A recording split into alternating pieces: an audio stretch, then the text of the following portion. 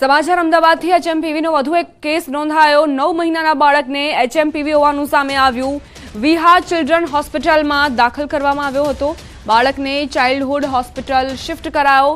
બાળકને શરદી, ખાંસી અને શ્વાસ લેવામાં તકલીફ પડી રહી છે। રાજ્યમાં એચએમપી વાયરસના કુલ 4 કેસ નોંધાયા છે।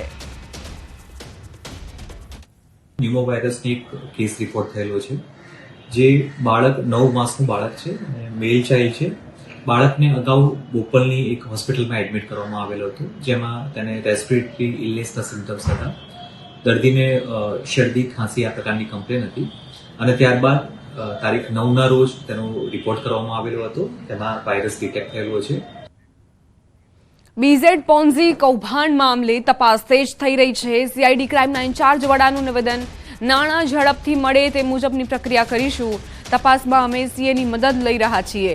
11,252 રોકાણકારો હતા। 3,500 જેટલા રોકાણકારોની નાણાં ચૂકવવાના બાકી છે। બીઝેડની કુલ પ્રોપર્ટી 100 કરોડ રૂપિયા જેટલી છે। એસડીએફ નાણાં અપાવવાની પ્રક્રિયા શરૂ કરશે। બીઝેડની પ્રોપર્ટીની એસડીએફ હરાજી કરશે। 175 જેટલા રોકાણકારોએ પુરાવા આપ્યા। જે રોકાણકારો હતા એ 11,252 જેટલા જે રોકાણકારો હતા એ પૈકી અત્યારે હાલ ટોટલ જે જોવા જઈએ તો 3500 જેટલા રોકાણકારો છે જેમને આ બીઝેડ તરફથી પૈસા ચૂકવવાના બાકી છે। અને બીઝેડની પોતાની જે પ્રોપર્ટી છે એ જે બેંક એકાઉન્ટ ગણીએ એની મૂવેબલ પ્રોપર્ટી, ઇમૂવેબલ પ્રોપર્ટી એ બધી જો જોવા જઈએ તો 100 કરોડ જેટલી આશરે એની પ્રોપર્ટી થાય છે। અને એની એ જે રોકાણકારો, જે 3500 રોકાણકારો બાકી છે જેમને આપવાના પૈસા બાકી છે, તો એના માટેની જે પ્રોસિજર છે એ જીપીઆઈડી એક્ટની સેક્શન 4 પ્રમાણે અમારે જે કાર્યવાહી કરવાની છે। દાહોદમાં નકલી આવકવેરા અધિકારીઓ પકડાયા, 2 ઠગ દબોચાયા, અન્ય 4 ભેજાબાજો ગિરફથી દૂર। સુખસર ગામમાં નકલી આઈટી અધિકારીઓની રેડ હતી। નાણાં ધીરનારને ત્યાં નકલી આઈટી અધિકારીઓની રેડ હતી। ચોપડા ચેક કરી દાગીના ચોપડા જમા કરાવ્યા હતા। નાણાં ધીરનારને કેસ કરવાની ધમકી પણ આપી। કેસ ન કરવો હોય તો 25 લાખ રૂપિયાની માંગ કરી। 2 લાખ રોકડા આપ્યા અને અન્ય નાણાં અન્ય જગ્યાએથી આપવાની વાત કરતા ભાંડો ફૂટ્યો હતો। પોલીસે નકલી આવકવેરા અધિકારી બનનાર અમદાવાદના હાથીજણના રહેવાસી ભાવેશ બિપિનચંદ્ર આચાર્ય અને દાહોદના અબ્દુલ સુલેમાન નામના ઠગને દબોચી લીધા છે, જ્યારે અન્ય 4 ઠગો હજુ ફરાર છે। સંવાદદાતા સૌરભ જોડાઈ ગયા છે વધુ જાણકારી સાથે। સૌરભ, નકલી અધિકારીઓ બની આ લોકોએ રેડ કરી હતી, શું આખો મામલો?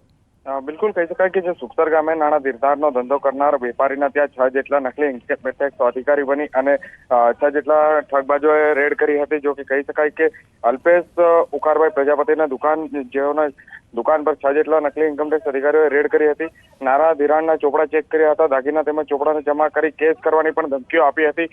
જો કે વેપારી ગભરાઈ ગયો હતો અને જો કેસ ન કરવો હોય તો 25 લાખ રૂપિયાની માંગણી 6 ઠગબાજો દ્વારા કરવામાં આવી હતી।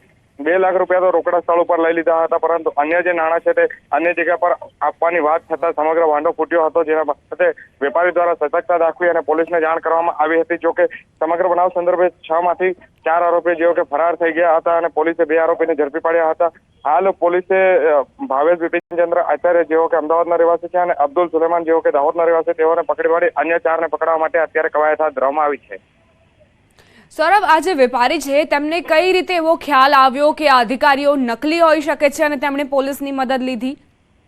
બિલકુલ કહી શકાય કે જે 2 લાખ રૂપિયા રોકડા સ્થળ પર લેવાની વાત કરી હતી અને ત્યારબાદ અન્ય જે રૂપિયા છે તેઓ અન્ય જગ્યાઓ ઉપર અલગ અલગ ટાઈમે માંગવાની વાત કરતા તેઓને પણ ખ્યાલ આવ્યો હતો કે આ જે ઇન્કમટેક્સ અધિકારીઓ છે તે અલગ અલગ સ્થળ ઉપર અલગ અલગ સમયે કેમ રૂપિયા માંગી રહ્યા છે। ત્યારે જે વેપારી એકદમ સતર્ક થયો હતો અને પોલીસને આ બાબતની જાણ કરવામાં આવી હતી। ત્યારે પોલીસ દ્વારા તેઓને મદદ કરવામાં આવી હતી અને પોલીસ દ્વારા તેઓને જે વાતોમાં ઉલઝાવી રાખવાની વાત કરી અને ત્યારબાદ રેડ કરી બંને આરોપીને પકડી પાડવામાં આવ્યા હતા।